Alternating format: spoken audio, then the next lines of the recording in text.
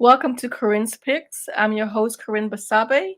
Corinne's Picks is a show that explores the works of remarkable artists and artist careers. Today, we have a renowned scholar and educator from Tortola, British Virgin Islands. We'll be talking about heritage and hope. Welcome to the show, Dr. Charles Wheatley. Welcome. Thank you very much. I'm glad to be here. I am so thrilled to have you on the show. I really enjoyed reading your book. It's a very important book. Really does chronicle um, your life. I know that you use this Carlos as a main character, but I know it's a book about you and your career. I know that you've had a remarkable career as chief executive educational officer in Tortola, the principal of a school. You were permanent secretary of education. You were president of H. Lavity Stout Community College. And I know that you're a rep of the University of the West Indies in Tortola. So tell us a little bit about the book and why you wrote the book. Yes, the book spans the first 25 years of my life, and I try to use my experience through those years and the culture of the time, and try to weave a narrative that will give a true reflection of the culture of the area, and also the experiences that I have had with growing up in this part of the world in the BVI. Um, yes, it takes me from my early days through school and on to my 25th birthday. I know it's a book about your upbringing in Tortola, but I think in my opinion it's much more, because what you do, in my opinion, is really capture. It's like you bottle the culture of Tortola. Many people might know that I'm from the American Virgin Islands and Tortola is the British Virgin Islands, but in many sense of the word, we're basically the same culturally, and historically we've always been intertwined. Even though one was a used to be a Danish flag, and one was the British flag. But you do much more in the book in terms of capturing the culture, the values, and just the spirit of what it means to be a Virgin Islander. Yes, that was my intention, really, because um, I wanted the reader to get a feeling of life in the British Virgin Islands at that time, and the values of the people at the time, and what what what really caused us to move as a people, the ideas and the values and so forth. So it's really about myself, but not only by myself, but it's about my village, about my hometown, about the island, about the whole British Virgin Islands, because it really reflects life throughout the British Virgin Islands. And as you said, the U.S. Virgin Islands, because the differences between us is really the nationalities, and really not the people. The people are one. They have the same values. They are relatives on either side of the boundaries. So yes, the book tries to capture some of those things, but especially from the point of view of growing up as young people, the difficulties that some young people would have or had during those times, and also how they try to use the opportunities they have to create a better environment and to help themselves to advance in life, It's a trying to coming find their purpose. it's a coming of age story, but through looking at Carlos and his companions and his parents and his neighbors, you really do see how the community works together to survive, really. Can you tell us a little bit more about that? Yes. There is a statement that we use very often. It takes a village to raise a child. Well, in a similar sense, um, the village or the area in which we grow up, everybody look out for the other person. In other words, as children, you were gathered by all the adults around the area. And if they saw you moving in the wrong direction, they would correct you and they would report it to your parents. So you were under surveillance and vigilance by all the adults in the area at the time. And you dare not step out of line. If you step out of line, they will do all they can to make sure that you would get back in. As I said, they would report you to their father or to your mother.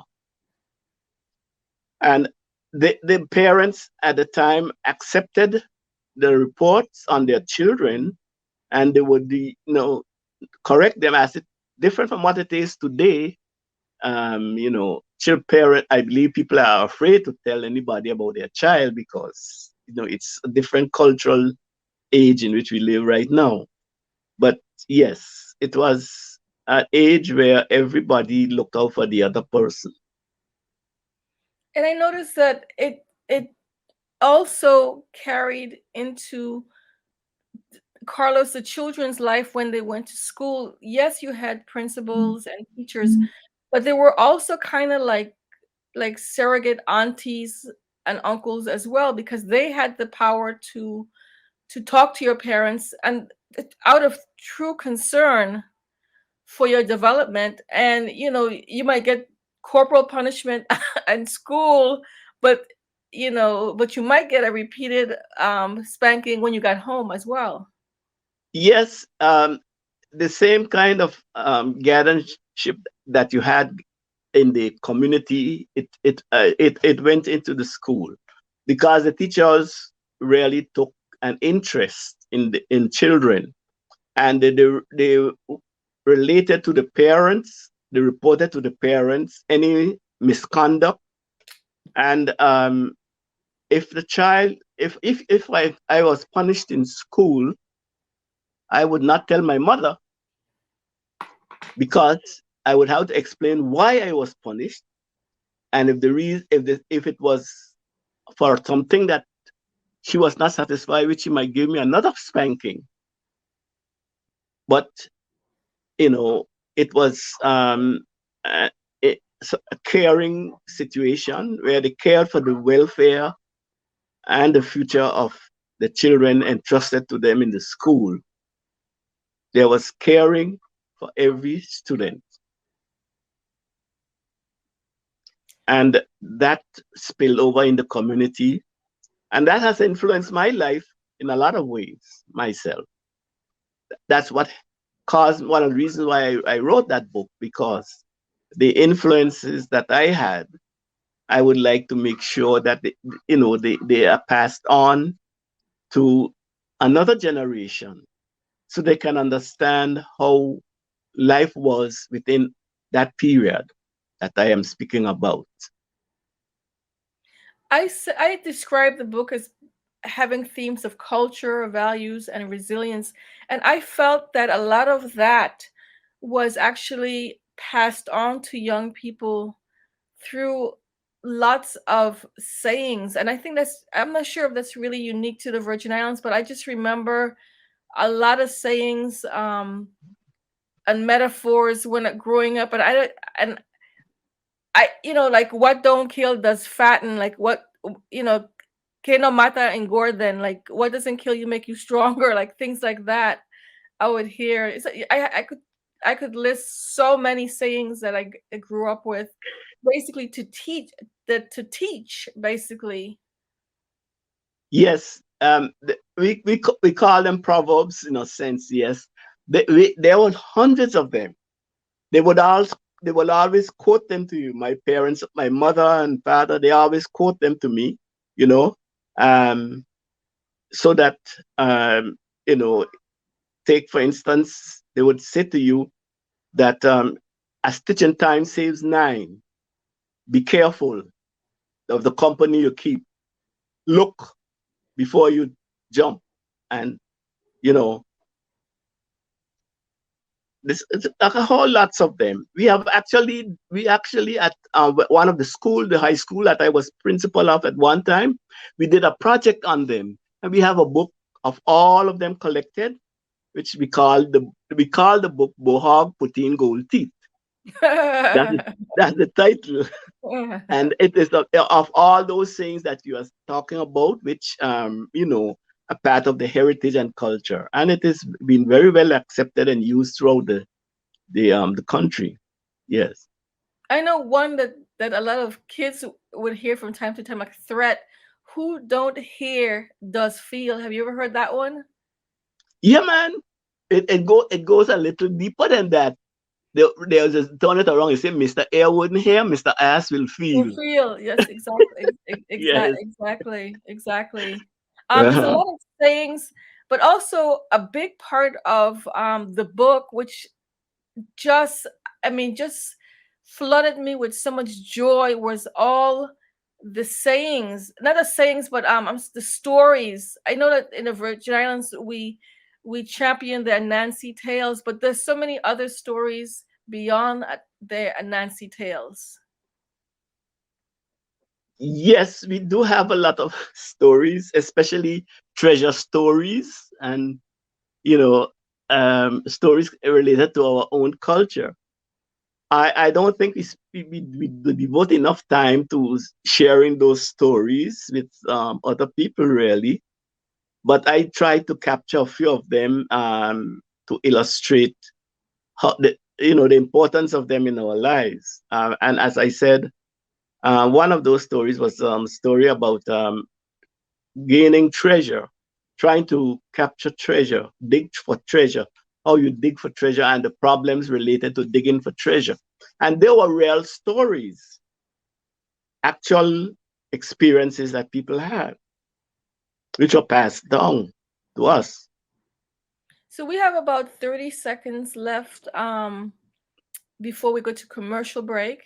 I definitely want to continue with some stories and mention a little bit about Jumbies when we come back. So we'll be back Oh yeah, in those just a Jumbie few minutes. stories.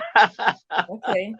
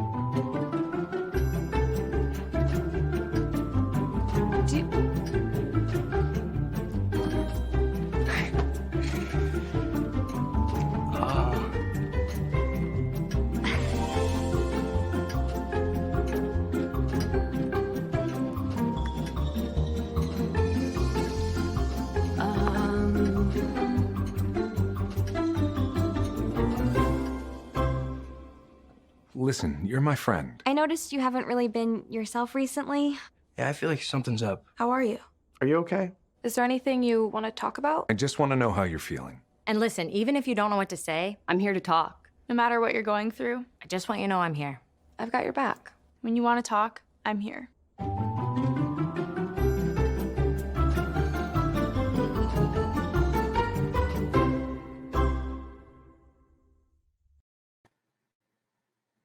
Welcome back to Corinne's Picks. We've been talking about Heritage and Hope, a book by Dr. Charles Wheatley from Tortola, U.S. Virgin Islands. before the break, we were discussing jumbies. Can you tell the audience a little bit about what a jumbi is? Well, it's the same as the ghosts that you talk about in other places, other cultures. The ghost stories, instead of using the word ghost, we use jumbis. But yes, they are supposed to be what, the living spirit of the dead. And they are supposed to be walking around. At least I think that there is a value in our community with that they are walking around with you all the time. They are present, but you may not see them, or you may see them. There are some sayings that certain people are gifted to see them, others do not see them. They even go to the extent to say that if you were born with a certain piece of flesh across your head, your front, your nose, somewhere in that area, they call it a cord. That was a sign that you will be able to see those spirits. Well, my mother said I was born with one, so I happen to see them all the time, but I don't tell anybody anything. And so once in a while I will tell them, you know. I remember when I was choir master at my church, and I was practicing the choir, I would stop and say, "Oh, one of your dead friends just came in and to hear us sing." And I saw them, I saw the vision, I saw the person, but they could not see the person, and they just asked me to stop that nonsense because they couldn't understand what I was saying. Anyway, I have a story in the book when I was a boy about a man who died in the village. We used to ride on a donkey woman fashion. And after he died, I happened to meet him riding one night. Do you read that story? Yeah, I read the whole book. Yes, absolutely. Yes, I read that story, and they said, that if you see them coming towards you and you are going towards them, if you do not wink your eyes, then you will be able to meet with them. So I decided I was not going to blink. I'm going to keep my eyes open and see what happened. Well, the image coming to me all the time, and I'm going towards it. And I felt all kind of funny sensations, and my eyes began to spring water, and I still say I'm not going to wink and wink and wink. And when I reach about 10 feet in away from it, I wink and it disappeared. I never saw it again. So it's very interesting. The Jumbi is part of like the national heritage of the British and the American Virgin Islands. And during Carnival, we have a lot of celebrations in the islands. During Carnival, we even have I don't know what the equivalent would be in America, but we have Jumbis walking on stilts as part of the parade, Yes, and there's people who yes, use they do Jumbis that. as Yeah, logos for different things. So still it's walking. Yeah. impossible to live in the Virgin Islands and not talk about Jumbis. I think all cultures have their stories. I They think so. just have to account for experiences that people have. So they write them as they see them and interpret them.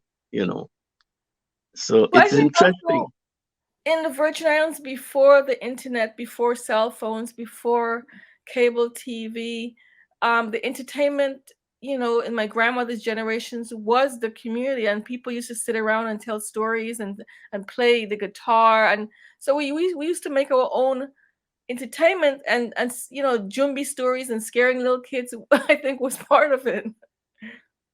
Yes, um, it was. Sorry, but I'll give you one experience my grandmother told me. I was very close to her. She lived to be 100 years, 103 to be exact. And she said to me one night, she was playing in the moonlight with her parents were sitting, talking and chatting, and she was playing. and she saw this cat, and she threw some stones at the cat, and the cat would not move. And she went closer to the cat with a stick to hit the cat. So the cat moved away.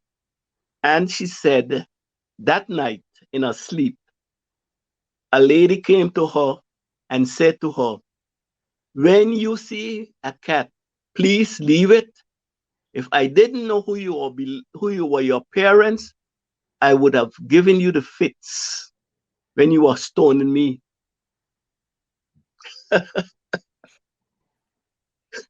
That's My really grandmother told me that.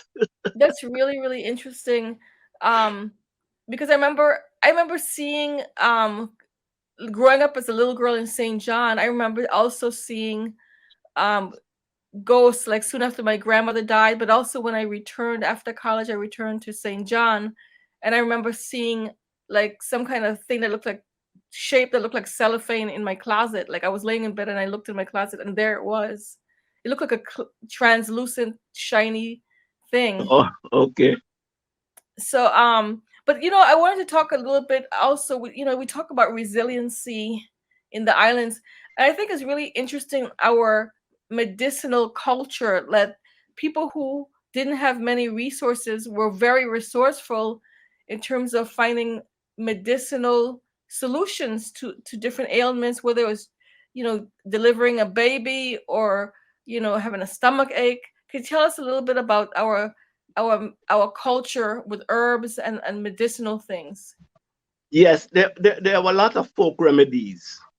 Um, and these were inherited from earlier generations. They used a lot of the plants that were available for different illnesses, and they have proven to be helpful, and they were passed on down the ages. And they are still being used today by some people, even though you have, better medications and so on. People still use the folk remedies because the folk remedies have been tried and they have been successful.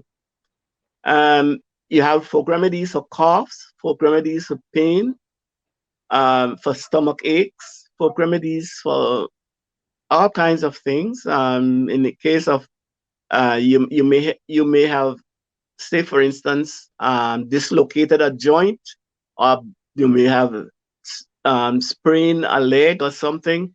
They have folk remedies for that kind of things. They have also folk remedies, like medicines from animals like sharks. They had what they call the shark oil, which was used for remedies for cold. Just as they use cod liver oil, they used to use the shark oil. And they have also the trunk oil. The trunk is a turtle, and they got extracted the oil from the liver of the trunk when they killed the trunk. And the trunk oil and the shark oil, they use them as remedies. They use coconut oil for remedies. Also, they use it as for cooking, also frying and so on, as they use corn oil and other oils.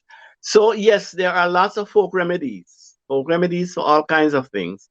And of course, there was the midwives, who were local nurses in a sense, not trained in a university or anything, but they had the art of delivering babies and so forth, and they did that safely for generations So can until you can you mention? I know that your wife, Miss Wheatley, has done a lot of research in that area. Can you talk a little bit about her book and the name of her book?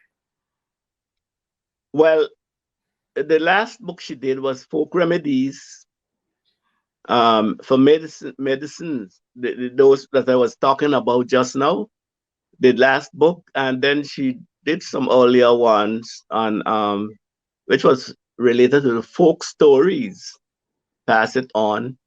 And she did one or two on other aspects of the folk life within the community. But all of it is part of our experiences, part of our history, in from a different angle. Which try to capture that for benefit of, she entitles all her books as pass it on, meaning that she would pass it on to the future generation. And people have been very, very interested in that. So we have about like 2.5 minutes left of the show, but I really want to, before saying goodbye, I definitely want to talk a little bit about livelihood. You see people doing all kinds of things in the book to survive. Can you talk about what people used to do for their livelihoods in those days? Those days, yes, they were mainly agricultural and fishermen. They were mainly that, and they sail among the islands. So from the agricultural produces, they would take them to market in other islands, and then they would buy other supplies and bring in. And those who were fishing would take their fish to market locally and also to other U.S. Virgin Islands. But fishing and agricultural activities, both husbandry, animal husbandry, as well as plant husbandry, were part of that work. A lot of animals were reared, and they would sell them live on the hoof, as we call it, to other islands and so forth. There were also some cottage industries where women work at straw, making all kinds of baskets and hats and so forth, which was sold to local markets, as well as foreign markets. So most of those crafts now are not in existence because the younger generation did not continue the crafts. Just here and there you may find one person doing a little of it, but not really for commercial purposes. Well, I want to thank you for being on the show. I definitely would love to have you on the show again because I feel like there's so much we didn't cover this time. And I feel like you're doing an amazing thing of really preserving the culture, even though you're an author and you wrote the book is so beautifully written, with lots of proverbs. It's just a wonderful book. But thank you so much for being on the show. Any last words? Well, it has been a pleasure, and I am working on a similar book in the same period to give an idea of what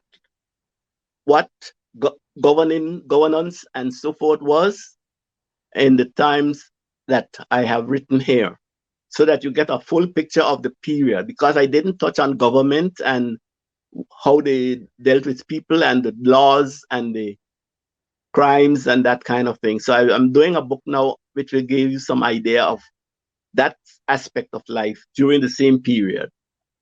So thank you very much for being on the show. Thank you very much. In the credits, you can see his email address and how to contact him. Yes, certainly. I appreciate it very much, and I thank you very much. I look forward to hearing it.